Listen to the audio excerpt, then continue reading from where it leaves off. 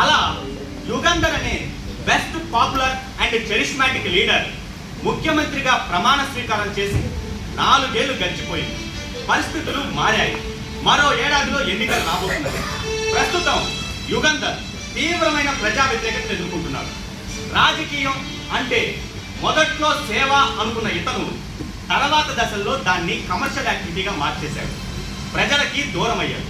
అందుకే వచ్చే ఏడాది ఎన్నికల్లో ఇతను మళ్ళీ అధికారంలోకి రావడం అనుమానమేనని అన్ని సర్వేలు చెప్తున్నాయి. అతి కష్టం మీద ప్రతిపక్ష హోదా మాత్రం వస్తుందని మా న్యూస్ ఛానల్ సర్వేలో తేలింది. మరి మీరేమనుకుంటున్నారు? యుగంధర్ మళ్ళీ అధికారంలోకి వస్తాడా రాడా? మీ సమాధానం అవును అయితే ఎస్ అని, కాదు అయితే నో అని 50505 నంబర్కి SMS చేయడం మాత్రం మర్చిపోకండి. సో ఇప్పుడు యుగంధర్ ఏం చేయబోతున్నాడు? రాబోయే ఎన్నికలు ఎదుర్కోవడానికి ఎలాంటి పథకాలు వేయబోతున్నాడు? పోయినసారి ఏడాదికి ప్రతి మహిళకి 4 చీరలు, ప్రతి పురుషుడికి 4 పంచలు ఇస్తానని చెప్పేసరికి ప్రజలకి మతిపోయి బంపర్ మెజార్టీ ఇచ్చారు. అధికారంలోకి వచ్చాడు. ప్రకటించింది 4 అయినా బడ్జెట్ సరిపోక తప్పలేదు అని రాష్ట్రం మొత్తం పోస్టర్స్ వేయించారు. 4 ఏళ్లు గడిచేసరికి ఆ పంచలు చీరలు చిరిగిపోయాయి. మన రాష్ట్ర ప్రజలకి కృతజ్ఞత చాలా తక్కువ. ప్రభుత్వం ఏమి ఇచ్చినా తీసుకుంటాడు. మళ్ళీ ఎలక్షన్స్ వచ్చేటప్పటికి ఏమి ఇవ్వలేదో ప్రతిపక్షం గుర్తు చేస్తుంది. అది విని ఉన్న ప్రభుత్వాన్ని దింపేస్తారు.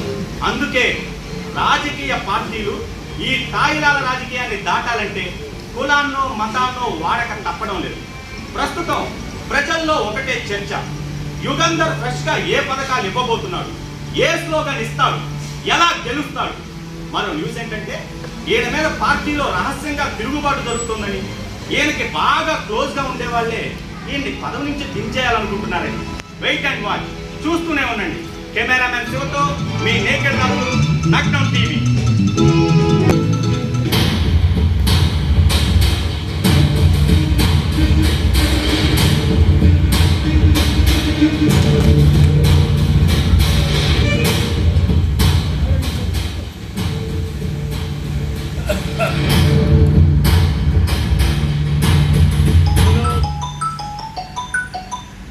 హలో, నమస్కారం సార్.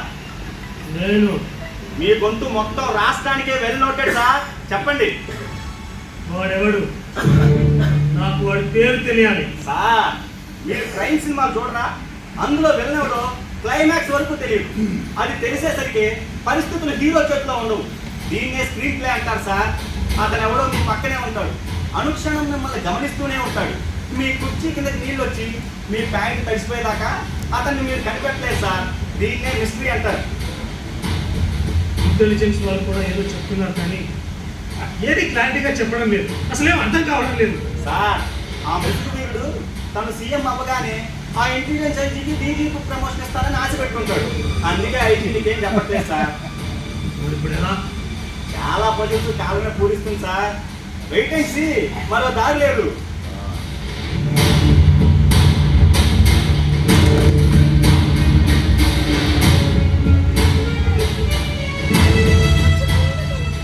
Good morning sir. మాజీ మంత్రి గారు ప్లస్ ప్రభుత్వ సలహాదారు గారు. ఊరికే రాదు మహానుభావులు. ఏంటి సార్ విశేషాలు? నువ్వే చెప్పాలి రాజా. రాజా సార్ ఏ క్వశ్చన్ అడగనా? అడగండి సార్. మెక్సికోలోనూ ఇంకా కొన్ని దేశాలలో వార్తలు చదివే యాంకర్స్ క్యాబినెట్ డ్రెస్సులు వేసుకొని మరి చదువుతారంట కదా. ఎలాగో నగ్నం టీవీ అని పేరు పెట్టుకున్నారు కదా, మీరు కూడా అదే డ్రెస్సులు వేసుకొని వార్తలు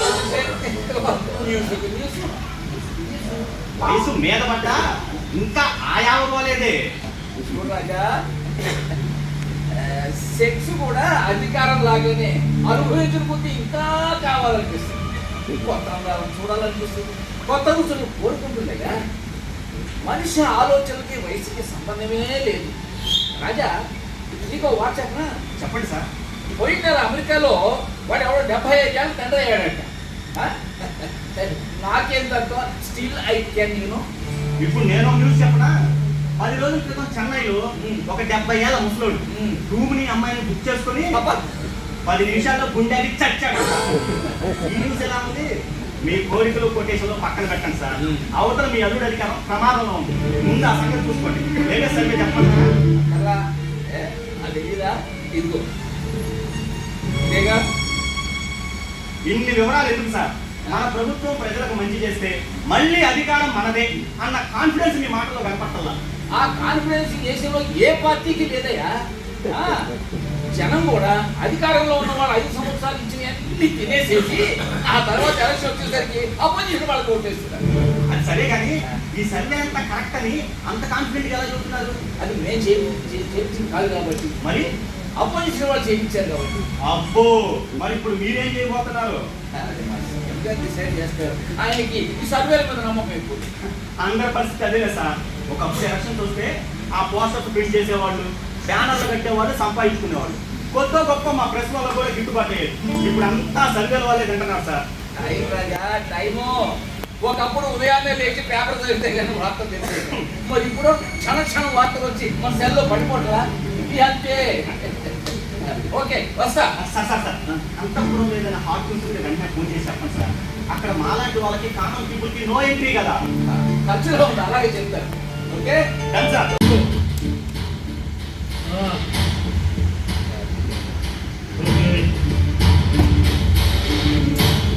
అంటే అంత మాత్రాన వాడు భయపడి పారిపోతాం అనుకుంటున్నాడా? అల్లుడు గారు వెల్కమ్ సీఎం గారు. లేటెస్ట్ ఇంటెలిజెన్స్ రిపోర్ట్ వచ్చిందని కదా.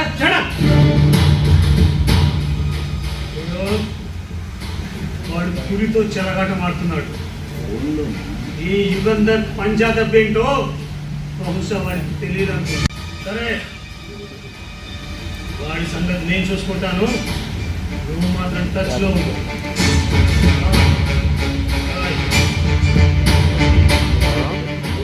ఒక గుడ్ న్యూస్ ఏం లేదు. అంటే ఈసారి ఎలక్షన్స్ కొంచెం కష్టమే, ఓడిపోవచ్చు కూడా. జైల్లో చిప్పకూడు తినడానికి రెడీగా ఉండండి. అమ్మో, జైలుగా? నేను జైలుకి వెళ్ళను బాబు. అక్కడ అసలే పాము ఎక్కువ. వెస్టర్న్ టాయిలెట్ కూడా ఉండదు. నాకు నీ పెయిన్. నీకు తెలిసి ఏంటి? నా పెయిన్ అంటే అప్పుడే మీ అల్లుడు మీకు పెయిన్ అయిపోయాడా?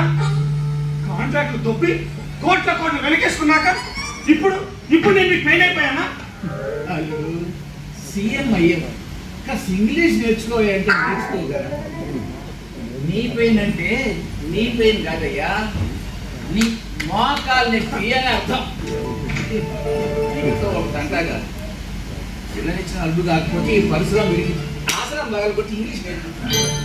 సారీ, అనవసరంగా మనసులో తిట్టుకోకండి.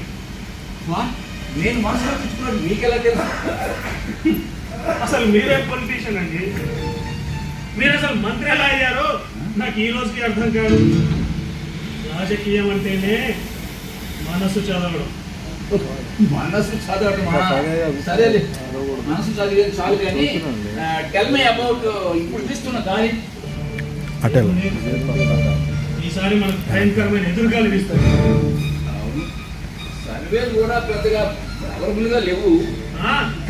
మీరు పెద్ద సెఫాలజిస్ట్ కదా. ఏ ఓట్లు ఎంత శాతం మనకు పడితే అధికారం మన దగ్గరే ఉంటుందో చెప్పండి. మతాలను విడగొడదాం, జనాల మధ్య చిచ్చు పెడదాం. ఎలాగైనా సరే గెలిచి తీరాలి. ఊడిపోయామంటే బ్రతకడమే కష్టం, గెలిస్తేనే జీవితం. ఓడిపోయామంటే కటకటాలు, ఎంక్వైరీలు, పీటీ వారెంట్లు.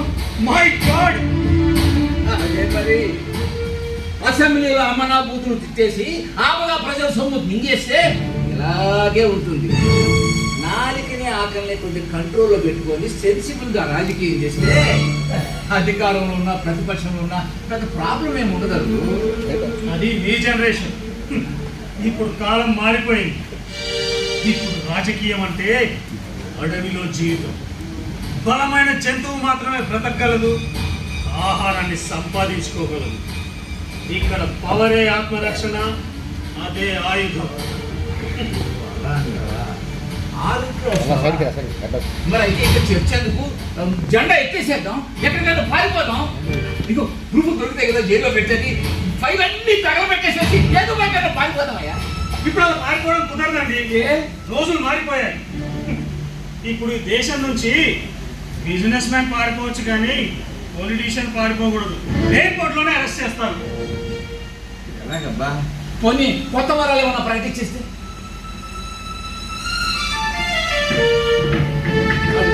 వీడు బడ్జెట్ లేదు అంటే ఇచ్చిన వరాలకే బడ్జెట్ సరిపోవడం లేదు. ముఖ్యమంత్రిగా నేను చేసిన దేవరింపులు పర్సనల్గా కూడా ఎప్పుడు చేయలేదు.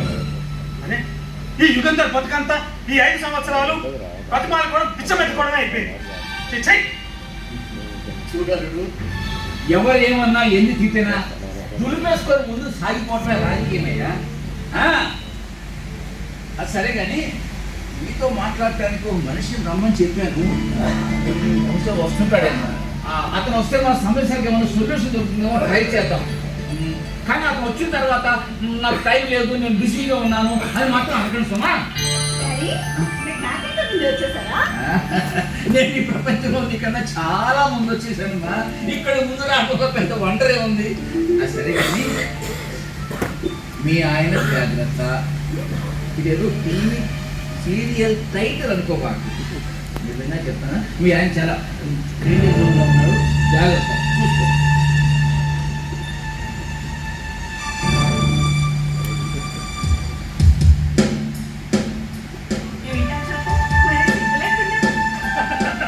సిగ్గా అది వదిలేసాక కదా రాజకీయాల్లోకి వచ్చింది. అయినా మా పొలిటీషియన్స్ కమ్యూనిటీకి అది చాలా తక్కువ. చాలా కొత్తగా మాట్లాడతారు. ఈ దేశంలో ఉన్న రాజకీయ నాయకుడికి ఉన్న టాలెంట్ అదే కదా. ప్రతి ఎలక్షన్స్ అప్పుడు పాత విషయాన్ని కొత్తగా సిగ్గు లేకుండా ఎందుకు చూశానంటే, మన ఇద్దరు ఏజ్ గ్యాప్ గురించి పత్రికల్లో ఏవేవో రాశారు, టీవీ ఛానల్స్ ఏవేవో ప్రచారం చేశారు. మిడిల్ ఏజ్ కాకిముక్కి టీనేజ్ దొండపడ్డు. కానీ నువ్వు మాత్రం చాలా ఊరుకోండి. మీకు సీక్రెట్ చెప్పు. ఈ 3 years లో నాకు ఆ తేడా ఎప్పుడు కనిపించలేదు. మీరు ఎప్పుడు ఎంగే రాజా పగలైనా. Thank you Mohini, thank you. ఇలాంటి ఎంకరేజింగ్ మాటలు వింటుంటే అరడజన రెడ్ బుల్ స్థాయి ఇంత బలం వస్తుంది. చెప్పు, మీ ఫ్రెండ్స్ ఏమంటున్నారు? ఇంకో 5 ఏళ్ళు నువ్వు ముఖ్యమంత్రి భార్యగా ఉంటావా ఉండవా? నేను అది మీరే చెప్పాలి. బహుశా ఇందాక నేను వచ్చేటప్పుడు మీరు మాట్లాడి దీని గురించి మాట్లాడుకుంటున్నట్టున్నారు. ఎస్, కానీ సిచ్యువేషన్ ఏం బాగాలేదు. కొత్త ప్రామిసులు చేయండి. ఈ దేశంలో ప్రేమ దొరికే కిడాయి మీద ప్రేమ ఎక్కువ. నీతిగా నిజాయితీగా కష్టపడి సంపాదిద్దామని ఎవరికీ ఉండదు. అలా ఆలోచించే వాడికి పని దొరకదు. డబ్బున్నవాడు ట్యాక్స్ ఎలా ఎగ్గొట్టాలా అని ఆలోచిస్తుంటాడు. పేదవాడు ఫాల్స్ రికార్డ్స్ పెట్టి ఫ్రీ రేషన్ కొట్టేస్తూనే ఉంటాడు. ఆడవాళ్ళని డబ్బుతోనూ మగవాళ్ళని మందుతోనూ కొట్టారు. అప్పుడే ఓట్లు పడతాయి. అయినా ఇదంతా మీకు తెలియని విద్య కాదు కదా. ఇదో విషయమైన మూడు ప్రజల్ని పూర్తిగా తప్పు పట్టలేదు. అధికారం కోసం ఆశ పెడుతున్న మాలాంటి రాజకీయ పార్టీలకు కూడా తప్పు ఉంది. చేతిలో డబ్బెంతుందో చూసుకోకుండా అలా చేతిలో వైకుంఠాన్ని చూపిస్తాను. మోహిని, అధికారం కూడా నీలా అందమైన ఆడది భార్యగాను ఉంపుడు కత్తెగాను ఎప్పుడు నా దగ్గర మీరు ఇవాళ చాలా నిజాలు మాట్లాడుతున్నారు. జనరల్గా మీరు ఇన్ని నిజాలు ఒక్క రోజులో చెప్పరు. చెప్పాలని ఉంటుంది కానీ పొజిషన్ ఒప్పుకోదు. లోపలికి రావచ్చా?